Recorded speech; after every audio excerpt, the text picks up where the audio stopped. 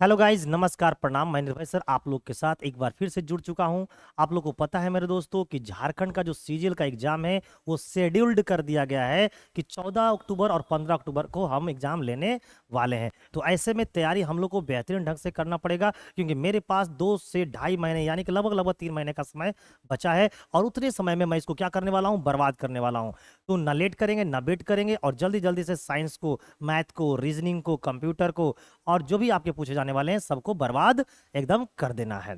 तो इसके लिए करना क्या है कि बहुत सारे बच्चे कमेंट करके बोलते हैं कि सर टेलीग्राम ये पीडीएफ कहाँ मिलेगी। तो मैं उन बच्चों को बताना चाहता हूँ, उन दोस्तों को बताना चाहता हूँ, उन भाइयों को बताना चाहता हूँ कि पीडीएफ के लिए आपको आज की जो मैं क्लास ले रहा हूँ इसके नीचे का डिस्क्रिप्शन बॉक्स में क्लिक करके जाइएगा, तो वहां पर टेलीग्राम चैनल का लिंक प्रोवाइड कर दिया गया है। क्लिक कीजिएगा, टेलीग्राम चैनल से जुड़ जाइएगा। साथ ही साथ आपको हर एक क्लास का प्लेलिस्ट का लिंक प्रोवाइड कर दिया गया है। यानी मैथ का प्लेलिस्ट चेक करना है तो मैथ में क्लिक कर दीजिए, रीजनिंग का प्लेलिस्ट में जाना है तो रीजनिंग में चले जाइए, कंप्यूटर में जाना है तो कंप्यूटर में चले जाइए। यानी सारे का प्लेलिस्ट का भी लिंक आज का ही क्लास में दे दिया गया है।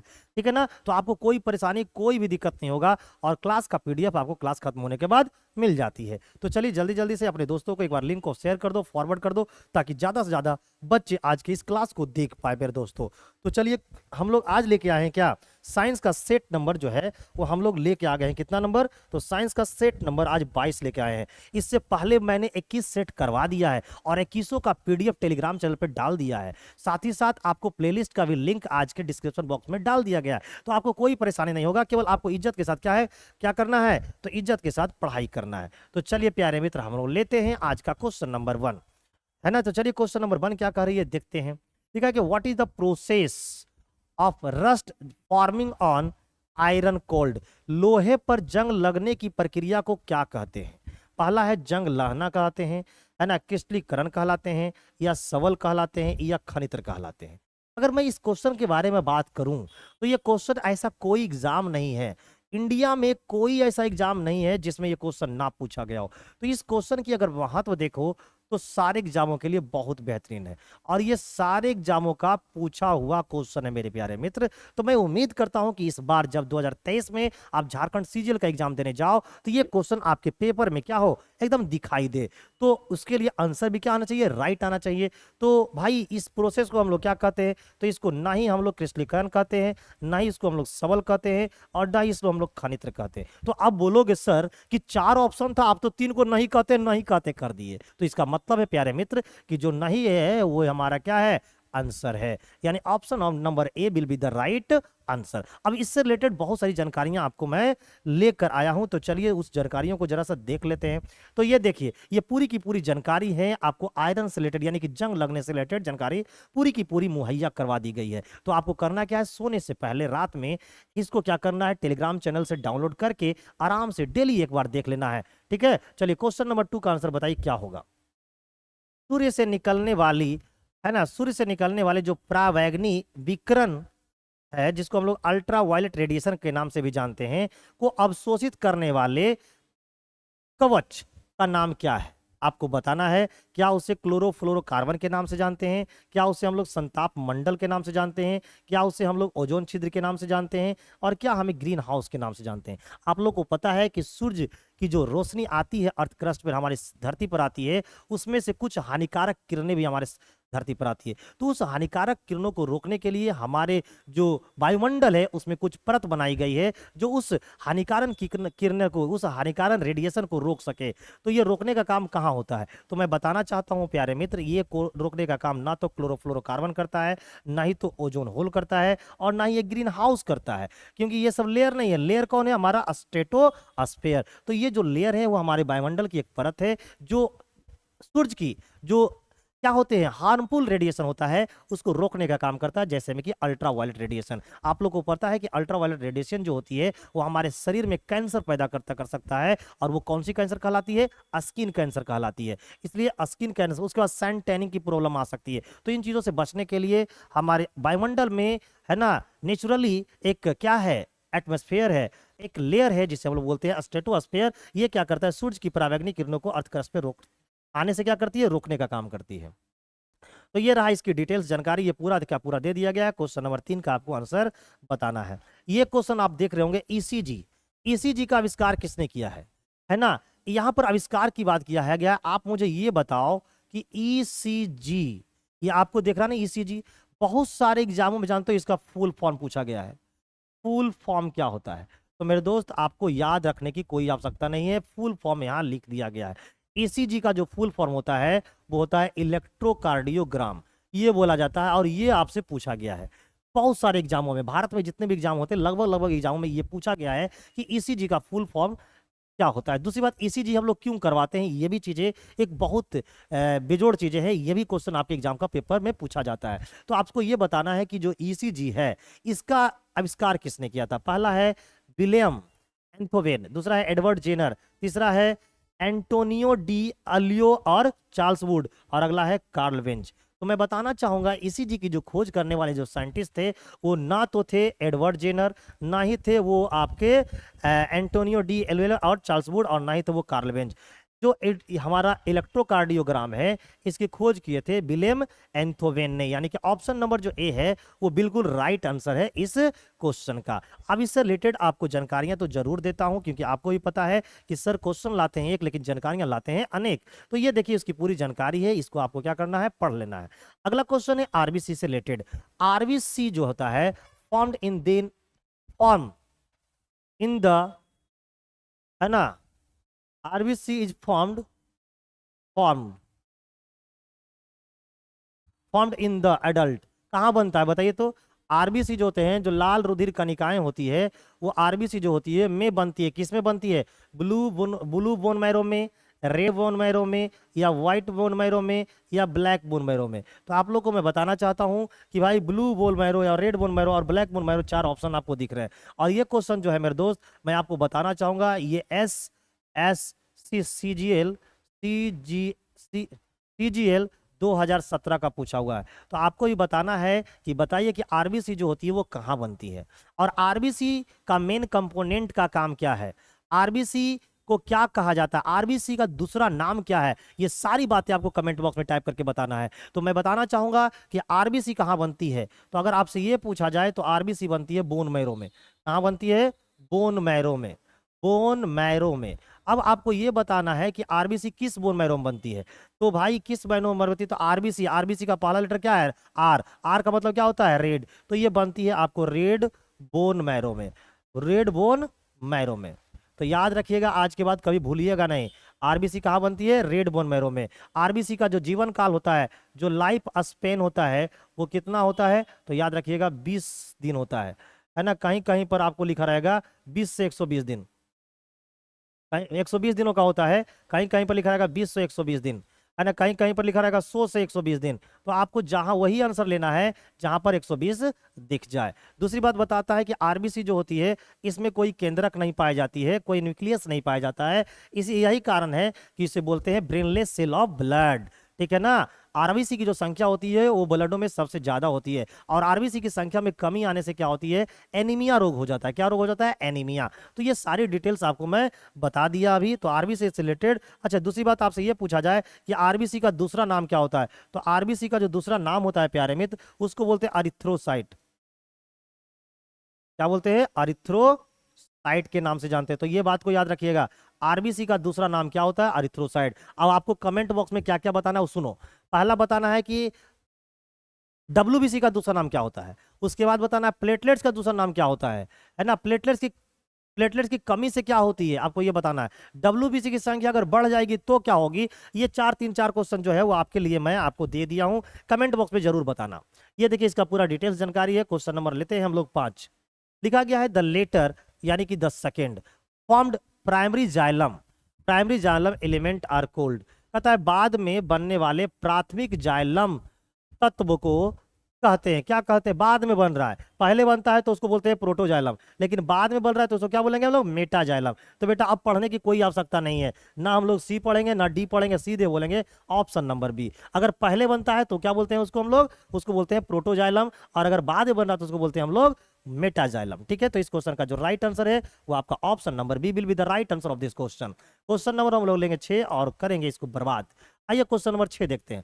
लिखा है कि which of the following does not hold true for animal belonging to phylum chordata, है ना। कहता है इनमें से कौन सा संघ रजुकी से संबंधित जानवरों के लिए सही नहीं है। पहला क्या है, पृष्ठ रज्जु उपास्थि होता है। दूसरा है ग्रसनी में क्लोम छिद्र पाए जाते हैं। तीसरा है कि हृदय पृष्ठ भाग में होता है, यानी अगर उपस्थित है तो। और अगला है एक गुहा पश्च कुछ उपस्थित होती है, यानी कि अपोस्ट एनल पार्ट यानी कि टेल इज प्रेजेंट, है ना। चलिए जल्दी से बताइए इस क्वेश्चन का राइट आंसर क्या होगा। आप में से कुछ मित्रों ने कमेंट करके दिया था, मुझे कमेंट करके बोले थे कि सर इससे हार्ड करवाइए, इससे हार्ड करवाइए, तो लो मैंने हार्ड ला दिया। तो जल्दी से बताओ इस क्वेश्चन का राइट आंसर क्या है। जल्दी से बताइए कमेंट बॉक्स में कि इस क्वेश्चन का राइट आंसर क्या है। तो इस क्वेश्चन का जो राइट आंसर है मेरे दोस्त, वो ऑप्शन नंबर क्या है, C. Option number C will be the right answer of this question my dear students. ना लेट कीजिए ना वेट कीजिए, दनादन आंसर को देते रहिए। तो अब चलेंगे हम लोग क्वेश्चन नंबर 7 की ओर, है ना। इसको बर्बाद करने वाले हैं, 7 को बर्बाद कर देंगे। ये आपका डिटेल्स जानकारी रहा, इसको एक बार क्या करना है, पढ़ लेना है। अगला कहता है विज्ञान में किसी वस्तु पर अभिकर्षण अभिकर्षण को डॉट डॉट कहते हैं। जल्दी से बताइए। इन साइंस अ पुश और पुल, ये जो पुश होता है और ये जो पुल होता है, of an object is called, क्या कहते हैं। तो पुश, किसी को आप पुश करते हो या किसी से पुल करते हो, है ना। किसी को पुश करते हो, किसी को पुश करते हो, या फिर क्या करते हो, पुल करते हो। तो पुश और पुल की जो प्रोसेस होती है, इसे हम लोग क्या बोलते हैं, इसे ना तो चुनना बोलता है, ना उठाना बोलते हैं, ना बंद करना बोलता है, उसे बोलते हैं हम लोग बल, यानी कि फोर्स। तो इस क्वेश्चन का जो राइट आंसर होगा वो क्या हो जाएगा, आपका फोर्स हो जाएगा। यानी option number C will be the right answer of this question. अब इससे रिलेटेड भी कुछ जानकारियां आपके लिए लिया रहे हैं। आप लोगों को जल्दी से कमेंट बॉक्स में ये टाइप कर बताता है कि फोर्स का यूनिट क्या होता है। वो फोर्स का यूनिट आपको बताना है, एसआई यूनिट क्या होता है। क्वेश्चन नंबर 8, क्वेश्चन नंबर 8 में बोल रहा है कि there are how many vocal cords in human voice box, मानव वाक्य यंत्र में कितने वाक तंतु होते हैं। तो भाई वाक तंतु यानी कि वोकल कोड के बारे में पूछा है, कितने वोकल कोड होते हैं। तो वोकल कोड 1 2 3 4 क्या होते हैं, तो ना 1 होते हैं, ना 3 होते हैं, ना 4 होते हैं। होते कितने हैं, option number B will be the right answer. यानी कि मनुष्य के जो वोकल कोड होते हैं उसमें 2 वोकल कोड होता है, ठीक है। नेक्स्ट अगला क्वेश्चन की ओर लेते हैं और देखते हैं अगला क्वेश्चन क्या है। नेक्स्ट ये देखिए, आपको डिटेल्स जानकारी आपको ला दिया है, और ये जानकारी को आपको क्या करना है, बढ़िया से पढ़ लेना है। क्वेश्चन नंबर 9 का आंसर क्या होगा, बोला है what is the name of the acid in an ants sitting. कहता है चींटी के डंक में पाए जाने वाला अम्ल होता है। जो चींटी होती है ना, उसके डंक में कुछ अम्ल पाया जाता है, यानी कि एसिड पाया जाता है। उसे क्या बोलते हैं, उसे बोलते हैं आपको एसिटिक एसिड, या सिट्रिक एसिड बोलते हैं, या फॉर्मिक एसिड बोलते हैं, या लैक्टिक एसिड बोलते हैं, क्या बोलते हैं। तो चींटी के जो डंक में पाए जाने वाले एसिड होती है, वो ना तो एसिटिक होती है, ना आपको सिट्रिक होती है, ना वो लैक्टिक होती है। होती क्या है मेरे प्यारे मित्र, फॉर्मिक एसिड होती है। जल्दी से कमेंट बॉक्स में ये टाइप करके मुझे बताओ कि दूध में पाए जाने वाली जो एसिड होती है वो कौन सी होती है, और दूध का जो स्वाद होता है वो खट्टे होती है, वो कौन सी एसिड की वजह से होती है, और दूध को पचाने वाला एंजाइम कौन होता है। जल्दी से बताना है आपको कमेंट करके। और दूध से दही में परिवर्तन करने वाले बैक्टीरिया का क्या नाम होता है। इतने क्वेश्चन में दूध से रिलेटेड पूछ दिया है, जल्दी से आपको जानकारी देना है बताकर। अगला क्वेश्चन है कि साबुन में कौन सा क्षारक पाया जाता है ना। Which base is present in soap, soap में क्या पाया जाएगा जी। पहला ऑप्शन है सोडियम हाइड्रोक्साइड पाया जाएगा, सोडियम डाइऑक्साइड पाया जाएगा, कैल्शियम ऑक्साइड पूछा जाएगा, उसके बाद हमसे पूछा अमोनियम हाइड्रोक्साइड पूछा जाएगा, या जल्दी से बताना कमेंट करके। तो साबुन है, साबुन में क्या पाया जाएगा, sodium hydroxide, sodium silicon dioxide, या फिर कैल्शियम हाइड्रोक्साइड, या अमोनियम ऑक्साइड। सॉप यानी कि साबुन, साबुन में पाया जाता है आपको सोडियम हाइड्रोक्साइड, यानी option number A will be the right answer of this question. ये बेस के रूप में होते हैं साबुन में। नेक्स्ट क्वेश्चन नंबर लेंगे 11, जल्दी से बताइए क्वेश्चन नंबर 11 का क्वेश्चन क्या होगा। ठीक है कि वायु, भूमि, जल या मृदा के भौतिक, रासायनिक या जैविक अभिलक्षणों में होने वाला अवांछनीय परिवर्तन को क्या कहते हैं। बहुत बढ़िया बेहतरीन क्वेश्चन में से एक है, क्या कहते हैं जल्दी से बताइए। उसे हम लोग ग्रीन हाउस प्रभाव कहते हैं, या ठोस अपशिष्ट बोलते हैं, या प्रदूषण बोलते हैं, या फिर वनो उन्मूलन बोलते हैं। जल्दी से बताओ मेरे मित्र, मेरे चाहने वाले प्यारे बच्चे। आप लोग बहुत कमेंट करके बोल रहे थे सर टफ क्वेश्चन करवाइए, सर इससे हार्ड क्वेश्चन करवाइए, सर इससे हार्ड क्वेश्चन करवाइए। तो लो मेरे दोस्त हार्ड ला दिया। तो जल्दी से बताओ तो इस क्वेश्चन का राइट आंसर क्या होगा। जल्दी से कमेंट करके बताओ कि उसे क्या कहते हैं।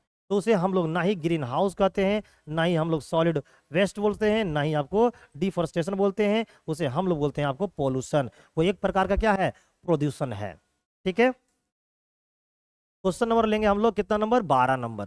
12 नंबर में बहुत बढ़िया बेहतरीन क्वेश्चन में से एक है प्यारे मित्र। कहता who discovered the colour photography, colour जो फोटोग्राफी है उसकी खोज किसने किया था। पहला ऑप्शन है रॉबर्ट नोयस, है ना, नेरिको फर्मी, आपको जॉन लॉगी वेयर्ड और James Clerk Maxwell. James Clerk Maxwell, क्या आंसर राइट होगा? क्या आपने कभी पढ़ा इसके बारे में? तो इसका राइट आंसर है ऑप्शन नंबर डी। यानी कि इस क्वेश्चन का ना ही आंसर ऑप्शन ए होगा, ना ही बी होगा, ना ही सी होगा, होगा क्या? Option number D. यानी कि जेम्स क्लार्क मैक्सवेल जो हैं वो रंगीन फोटोग्राफी का क्या किए थे? खोज के थे। आप जो कलर प्रिंट बोलते हो ना, कलर प्रिंट कर दो, तो ये कलर जो फोटोग्राफ है इसके खोज करने वाले कौन थे? आपको मैक्सवेल थे, James Clerk Maxwell. Question number 13, question number 13 बहुत ही बेहतरीन क्वेश्चन में से एक आपसे पूछा गया है। पट्टी कानू यानी कि प्लेटलेट्स का दूसरा नाम क्या है? अभी मैं थोड़ी देर पहले आप लोगों को बोला था कि कमेंट करके ये मुझे बताओ कि डब्ल्यूबीसी का दूसरा नाम क्या है, प्लेटलेट्स का दूसरा नाम क्या है। लो, आज का ही क्लास में ही ये क्वेश्चन आ गया है, तो जल्दी से बताइए। ल्यूकोसाइट किसे बोला जाता है? ये जल्दी से बताइए। अरिथ्रोसाइट किसे बोला जाता है? ये जल्दी से बताइए। और थ्रोम्बोसाइट किसे बोला जाता है? ये आपको बताना है। तो आप लोगों को पता है कि प्लेटलेट्स लिखा हुआ है, प्लेटलेट्स का जो दूसरा नाम है उसे क्या बोलते हैं? थ्रोम्बोसाइट। तो आंसर तो निकल के आ गया क्या? आपका option number D right answer है। लेकिन ये जो हमारा ल्यूकोसाइट है इसे बोलते हैं किसको? डब्ल्यूबीसी को। और जो अरिथ्रोसाइट है वो बोला जाता है आरबीसी को। तो आपके एग्जाम में ये कितने बार पूछा हुआ क्वेश्चन है कि डब्ल्यूबीसी का दूसरा नाम क्या है, प्लेटलेट्स का दूसरा नाम क्या है, आरबीसी का दूसरा नाम क्या है। तो ये दोस्तों आपको याद होना चाहिए। और मैं उम्मीद करता हूं कि झारखंड सीजीएल के पेपर में ये तीन में से एक क्वेश्चन पक्का पूछा जाए। क्वेश्चन नंबर 14 बहुत ही बेहतरीन क्वेश्चन में से एक है। कहता है इन स्टेम्स, है ना, the protoxylem lies towards the center and the metaxylem lies towards the periphery of the organ. This type of primary xylem is called, क्या कहलाता है? तथा तने में प्रोटोजाइलम केंद्र की ओर तथा मेटाजाइलम परिधि की ओर होते हैं। इस प्रकार के जाइलम को क्या कहते हैं? तो इस बोलो बोलता है जाइलम ताइतम बिल्कुल नहीं कहते हैं, जाइलम पेरिकामा बिल्कुल नहीं कहते हैं, उसके बाद बाह आदि दारुक ये भी नहीं बोलते, उसे बोलते हैं मध्य, है ना, मध्यादि दारुक बोला जाता है। उसे क्या बोला जाता है? मध्यादि दारुक। यानी option number D will be the right answer of this question my dear students, है ना। चलिए अगला क्वेश्चन लेता हूं। क्वेश्चन नंबर देखिए यहाँ पर 14, ये 14 का पूरा डिटेल्स दे रखा है। क्वेश्चन नंबर 15 देखना है। चलिए हम लोग 15 का नाम लेते हैं। क्या है? हमसे पूछा dot dot is the second largest animal phylum. Dot dot दूसरा सबसे बड़ा प्राणी संघ है। क्या है जी? मोलस्का, कोरोडेटा, है ना, उसके बाद है सिलोनोमेटस, है ना, उसके बाद है एलिनिडा। तो भाई दूसरा सबसे बड़ा संघ के बारे में पूछा है, यानी सेकेंड लार्जेस्ट फाइलम कौन सा है बताना है आपको कमेंट बॉक्स में। और कमेंट बॉक्स में जल्दी से बताओ कि क्वेश्चन नंबर 15 का आंसर क्या है। तो इसका राइट आंसर ना तो ये है, ना तो ये है, ना तो ये है। ये क्या है? सेकेंड लार्जेस्ट फाइलम जो है उसे बोलते हैं मोलस्का को बोलते हैं। ठीक है, नेक्स्ट क्वेश्चन नंबर हम ले लेंगे 16। 16 में क्या बोला है?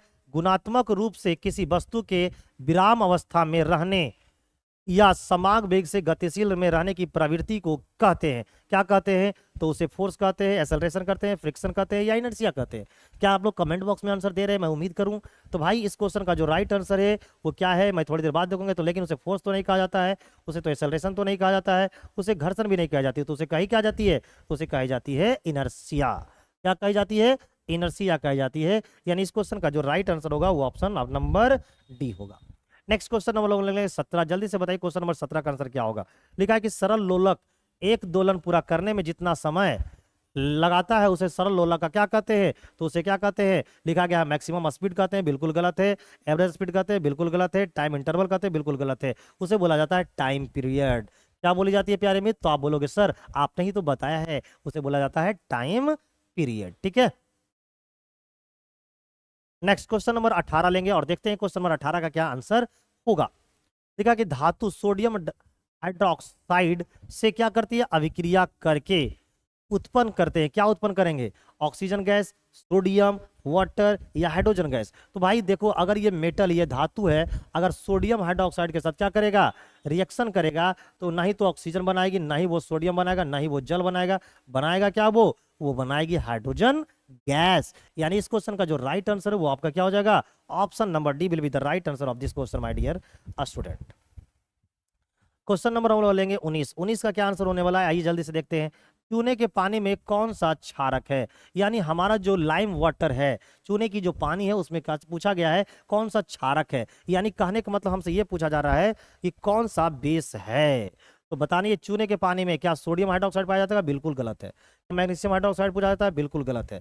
कैल्शियम हाइड्रोक्साइड और अमोनिया, ये तो अमोनिया तो होगा नहीं। तो चूने के पानी में जो बेस के रूप में काम करता है उसे बोलते हैं कैल्शियम हाइड्रोक्साइड। यानी कि क्वेश्चन नंबर 19 का राइट आंसर क्या हो जाएगा? Option number C. चलिए लास्ट क्वेश्चन लेते हैं इस सेट का और देखते हैं क्वेश्चन नंबर सेट का क्या बोला गया है। बोला गया है जलाशयों में काफी मात्रा में पोषकों की उपस्थिति के कारण डॉट डॉट शैवालों की अति से वृद्धि होती है। कौन सी सवाल की होती है रे भाई, बताओ जल्दी से। जैव आवर्धन, शैवाल प्रस्फुटन, या आपको पलवकीय, या सुपोषण। तो भाई ये इसका जो राइट आंसर होना चाहिए वो क्या आंसर होना चाहिए? तो इसका जो राइट आंसर होना चाहिए वो ना तो ए होना चाहिए, ना ही बी होना चाहिए, और ना ही क्या होना चाहिए? डी। तो इसका जो राइट आंसर होगा वो क्या होगा? एल्गी ब्लूम, यानी कि शैवाल प्रस्फुटन। तो बताइए मेरे दोस्तों, आपने 20 में से कितना सही किया और आप लोगों को कैसा सेट लगा? आज का जो सेट था वो कैसा लगा है रिव्यू करके आपको बताना है। वो मॉडरेट था या इजी था या टफ था? ये कमेंट तो आपको करनी होगी, क्योंकि आपने ही कमेंट करके बोलते हो कि सर इससे हार्ड क्वेश्चन करवाइए, इससे टफ क्वेश्चन करवाइए। तो मेरे दोस्त मैं अपने मुताबिक आज सेट लाया था और बहुत ही बेहतरीन सेट था। और ये मुझे लगता है कि आप लोग जो रिव्यू देंगे वो बोलेंगे सर मॉडरेट टाइप का क्वेश्चन था, क्योंकि कुछ क्वेश्चन इजी भी थे और कुछ क्वेश्चन टफ भी थे। तो आप लोग जल्दी जल्दी से कमेंट करके ये बताइए कि आपने 20 में से कितना सही किया मेरे दोस्तों, है ना? जल्दी से कमेंट करके बताइएगा। और जितने लोग हमारे चैनल पे पहली बार विजिट किए होंगे, सबसे पहले अगर हमारी क्लास अच्छी लगी होगी तो क्लास को लाइक कर दीजिएगा, और चैनल पर अगर पहली बार आए होंगे तो चैनल को लाइक कर दीजिएगा, सब्सक्राइब कर दीजिएगा, ताकि आपको हर एक क्लास का नोटिफिकेशन मिलता चला जाए। और मैं झारखंड सीजीएल को इसी तरीका से क्लास दे देकर आपको पूरी तरीका से कोर्स को कंप्लीट करवा दूंगा और आपकी एग्जाम अच्छी जाएगी, ये मैं उम्मीद करता हूं। थैंक यू गाइज, मिलते हैं आप लोगों से, है ना? साइंस का प्रैक्टिस सेट नंबर 23 यानी कि कल लेकर आता हूं। ठीक है, आप लोग सभी लोग जुड़ जाइएगा क्लास में, कितने बजे? 9 बजे। Thank you, bye bye.